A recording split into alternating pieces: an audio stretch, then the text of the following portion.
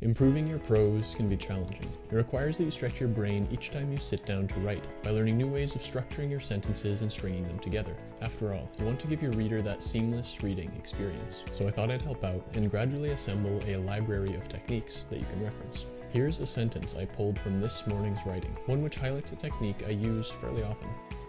He rose to his knees, drew in breath, and threw the spear. This is the basic version of this three-sentence structure, and I'll be expanding it shortly. What I want to draw your attention to here is how I've broken up what could potentially be one long sentence into three shorter ones. I've also removed the object of the verb drew, or he, from the second sentence. So, instead of writing he drew in breath, I simply write drew in breath.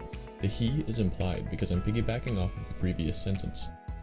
It's always a good idea to be concise, removing any words that can be removed without impairing the reader's understanding of what's happening.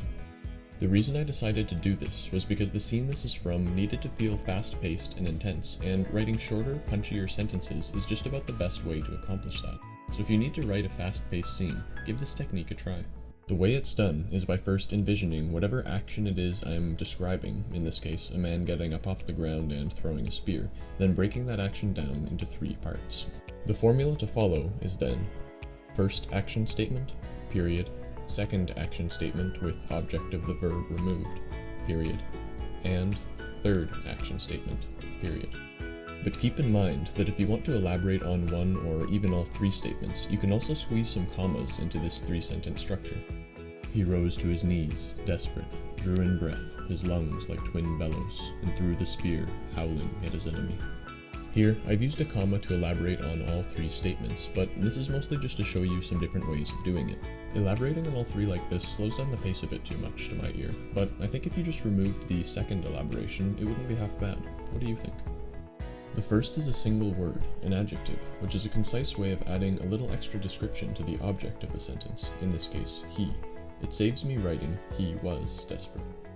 After the second comma here, I elaborate by using a simile. This addition furthers the description by comparing the man's lungs to the bellows of a forge, thus implying or showing that he is a man of considerable stature.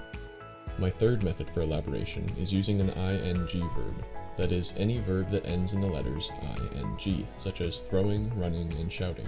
I tend to avoid using these most of the time because they are often associated with the passive voice and have a passive sound. Check out my video on the active voice, linked below, if you're not sure what I mean by that. But when I do use them, it's often after commas like this, when I want to elaborate without committing to a whole other sentence. Anyway, I hope you find this technique useful. Give it a try next time you sit down to write, and be sure to tune in next week for another writing video.